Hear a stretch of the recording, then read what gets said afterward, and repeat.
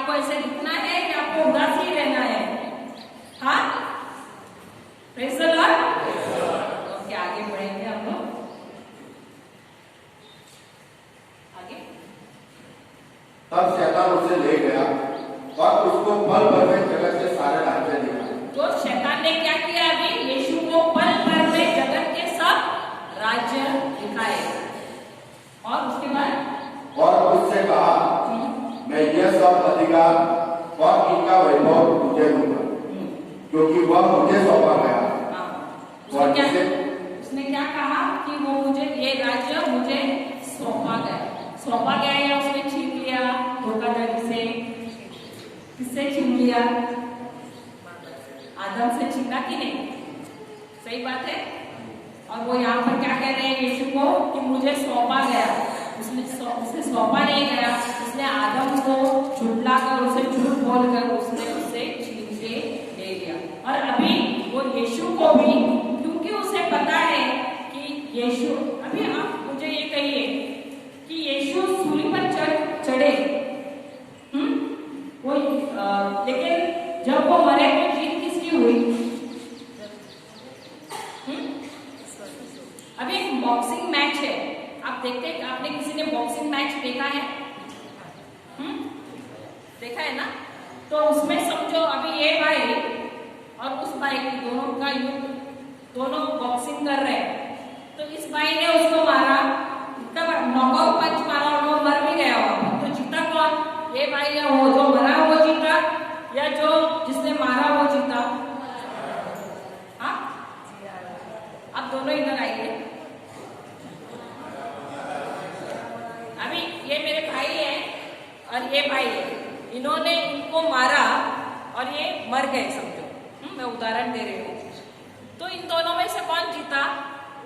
ये जीता या ये जीता?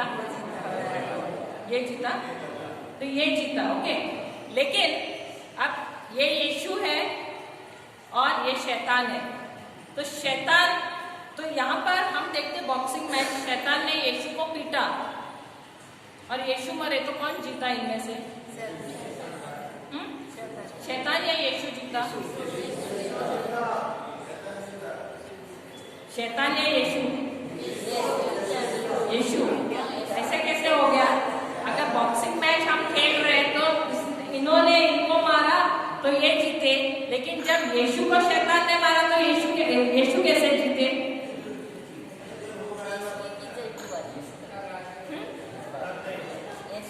जब शैतान ने यीशु को मारा तो यीशु कैसे जीते?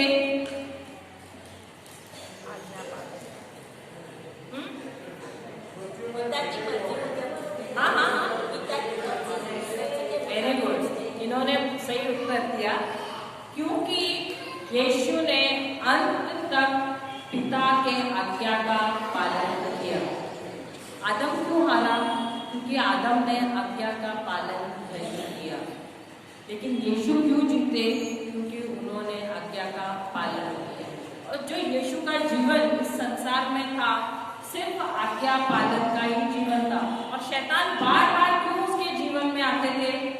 ताकि वो आज्ञा का पालन ना करे। Praise the Lord. तो हम आगे बढ़ते हैं कि शैतान आता है और यीशु को सब राज्य दिखाता है। हमारे जीवन में भी हमें दिखाता है कि नहीं? गाड़ी, बंगला, बड़ा बड़ा मकान।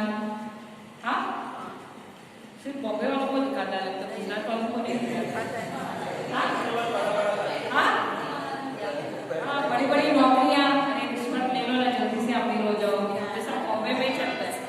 हाँ, गुजरात में नहीं चलता है। बहुत शरीफ लोग हैं यहाँ पर, तो मैं कुछ अलग बात बता रही हूँ आपको, नई बात। हाँ, सही बात है। तो आपको अमीर होने के नए नए तरीके बताता है कि नहीं? बड़ा बनने के लिए अरे बड़ी बड़ी गाड़ियां ले सकते हैं, तो चलो थोड़ा सा रिश्वत दिया तो क्या वो कौन दिख रहा है? टेबल के नीचे से ले सकते हैं। हाँ, सही बात है। तो कौन देता है ये आइडिया आपको? तो उसी प्रकार उसने यीशु को ये आइडिया दिया कि नहीं? मैं ये सब नगरी तुम्हें दिखाता हूँ, सब राज्य दिखाता हूँ, तो सिर्फ क्या करना? क्या करना? इसलिए यदि तू मुझे प्रणाम करे तो यह सब तेरा हो जाए। तो सिर्फ मुझे प्रणाम करना, तुझे और कुछ करने की जरूरत भी नहीं, इतना शॉर्टकट दे रहा हूँ सिर्फ ये करना। तो इसका मतलब यीशु को सूली पे भी चढ़ने की जरूरत नहीं है। हाँ, अगर यीशु स्वीकारते, देखो वो इंसानी शरीर में थे, इंसानी शरीर में थे, और अगर वो स्वीकारते तो हमारी क्या हालत होती? क्या हमें तारण मिल जाता था? उद्धार होता था हमारा? आप एक मिनट के लिए सिर्फ सोचिए, अगर वो उस लालच में आते हैं और बोलते कि चलो रहने दो, मुझे क्रूस पर चढ़ना है, मैं भी शॉर्टकट मारूं, मुझे ऐसे ही मिल रहा है सब कुछ, सब राज्य मिलेगा। हाँ, लेकिन हम इतना जल्दी फंस जाते हैं ना, जब शैतान हमारे पास आता है तो शॉर्टकट्स ले लेते हैं अमीर बनने के। सही बात है? जाने तो एक ही बार, वो एक ही बार का कितना बार हो जाता है, और इतने जल्दी से हम अमीर बन जाते हैं। Praise the Lord। तो यहाँ पर यीशु उसे क्या कहते हैं?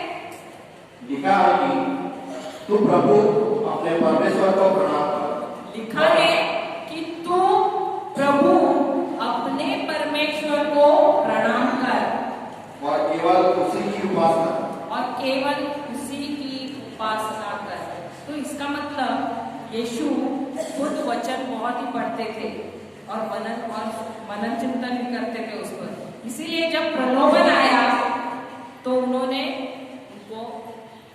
शैतान को जवाब दे दिया। सही बात है कि नहीं? जब हमें प्रलोभन आते तो हम क्या बोलते हैं?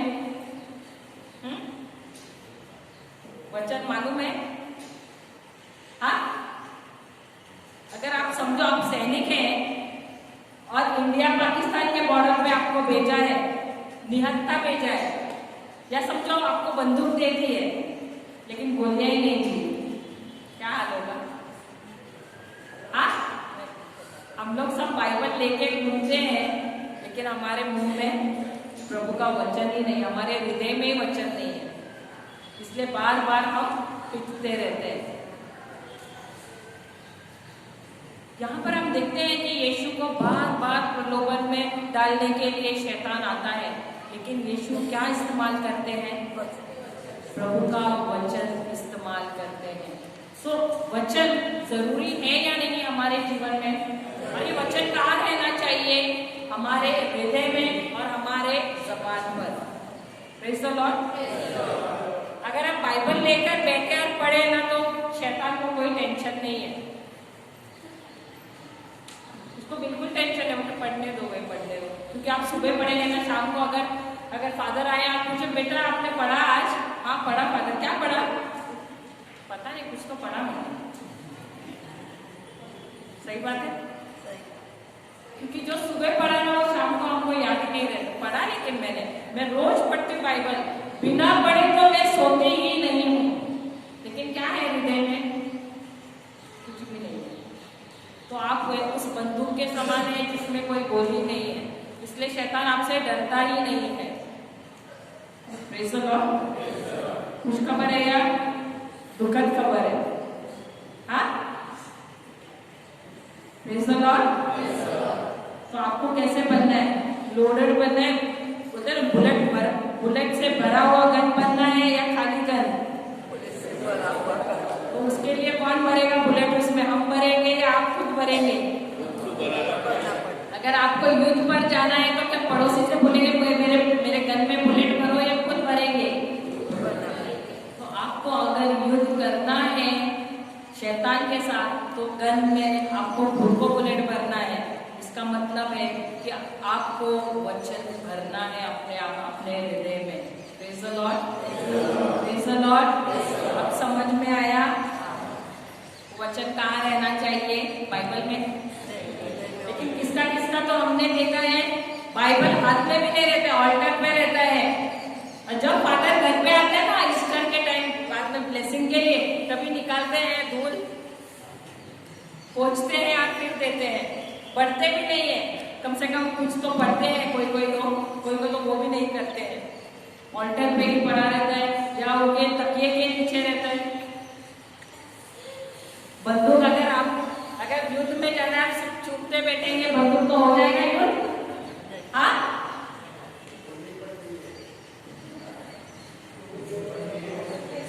चूमने से होने वाला है युद्ध, आप जीतेंगे? हाँ या नहीं? तो इतने साल हम क्या कर रहे थे? सिर्फ बाइबल को चूम ही रहे थे, भले वो उसको खोल के नहीं पढ़ रहे थे, परंतु उसे चूम रहे थे। Praise the Lord. क्या कुछ सीखने मिल रहा है आपको? ये मैं सिर्फ आपको बुरा लगने के लिए नहीं कह रहे, हम भी वैसे ही थे। जब हम आपको सिखाते हैं ना, ये हम नहीं सिखा रहे, पवित्र आत्मा आपको सिखा रहा है। जब हम कुछ गलती कर रहे हैं तो हमको सीखना है। क्या आपको बदलाव लाना है कि नहीं अपने जीवन में? अगर बदलाव लाना है तो हमें थोड़ा थोड़ा सा आगे बढ़ना है, थोड़ा बोलते हैं ना अपने आराम कक्ष से बाहर निकलना है, थोड़ा बाइबल लेना है, थोड़ा शुरू करना है। वचन एक दिन में एक भी वचन लेंगे ना और उस पर मनन चिंतन करते रहेंगे तो आपके पास कितने वचन हो जाएंगे? दिन में एक, साल में कितने दिन हैं? तो कितने साल में रहेंगे वचन आपके पास? 365। तो आपके बुलेट में, आपके घर में कितने बुलेट रहेंगे? तो जब शैतान आएगा आपके जीवन में आपको प्रलोभन में डालने के लिए, तो आपके पास रहेंगे कि नहीं bullet? Praise the Lord, praise the Lord, praise the Lord.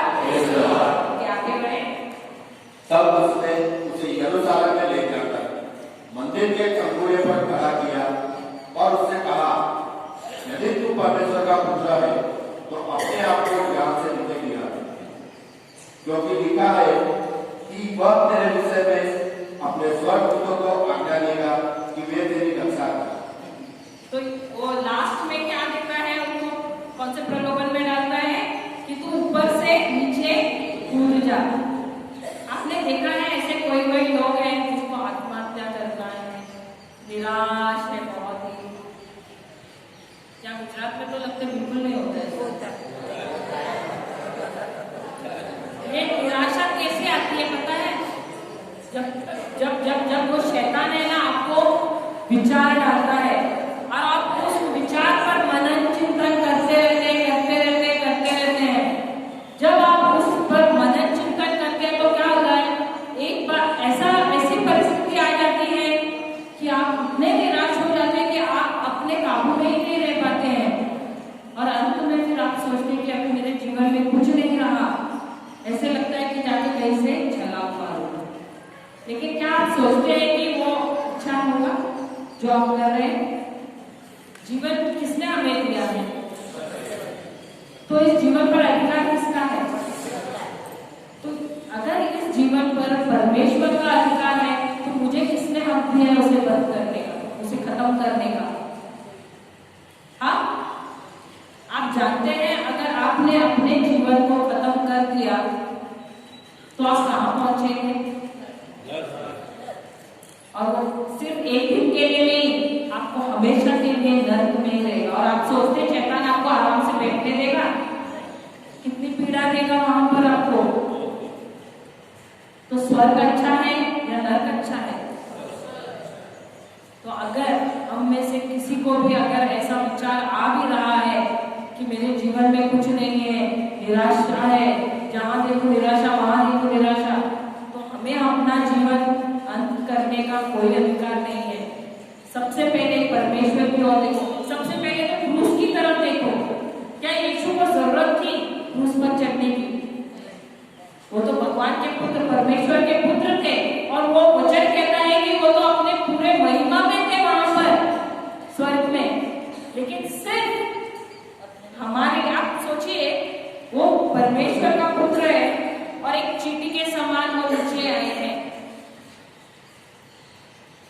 हमारे बीच में वो वक्त बिता रहे हैं, जी रहे हैं और हम ही उनको धिक्कार रहे हैं। तो क्या उन्होंने आत्महत्या नहीं करनी चाहिए थी?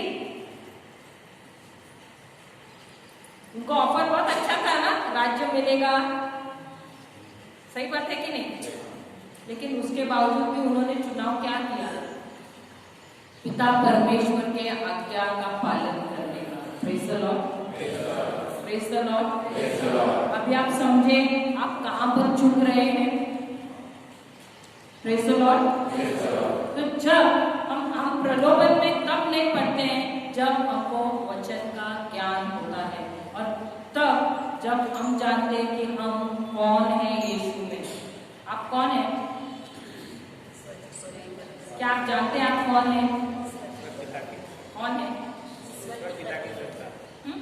ईश्वर पिता की संतान। ईश्वर पिता की संतान है। अगर हम ईश्वर पिता के संतान है तो हम कहाँ पर है पता है? हम स्वर्गीय जगह पर है, यीशु के साथ बैठे हुए हैं इस वक्त आत्मा में। Praise the Lord. तो हम ऐसी गिरी हुई हरकत कैसे सोच सकते हैं कि हम जाकर अपनी जान दे दे? यीशु ने क्या कहा? यीशु ने उसको उत्तर दिया, यह भी कहा गया है कि तू प्रभु अपने परमेश्वर की परीक्षा में कर। तो जब हमको शैतान ऐसे सब विचार डालता है आत्महत्या के, तो हमको उसे क्या कहना है कि मैं पिता परमेश्वर का पुत्र हूँ और तू मुझे परीक्षा में मत डालना। मैं जानता हूँ कि मैं कौन हूँ। मैं परमेश्वर की प्रिय संतान हूँ। सिर्फ संतान नहीं, मैं बहुमूल्य संतान हूँ। मैं बहुत ही प्रिय संतान हूँ। Praise the Lord. तो आज आप जानते हैं कि आप कौन हैं? परमेश्वर जब हम हर एक को देखता है ना, वो हमसे कहता है कि तू मेरी प्रिय संतान है, तू मेरी प्रिय संतान है, तू मेरी प्रिय संतान है। तो अगर हम उनके प्रिय संतान हैं तो हमको कोई अधिकार नहीं है कि हम अपने जान को खत्म करें। Praise the Lord. Praise the Lord. तो हम आँख बंद करें।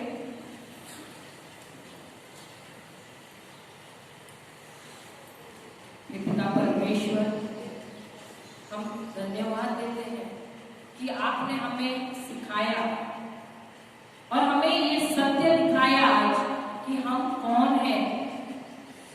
हम आपकी प्रिय संतान हैं। और हे पिता परमेश्वर, हम आपको धन्यवाद देते हैं कि आप हम सबसे एक ही समान प्रेम करते हैं। कोई बड़ा कोई छोटा ऐसा कोई नहीं है, सब एक समान है।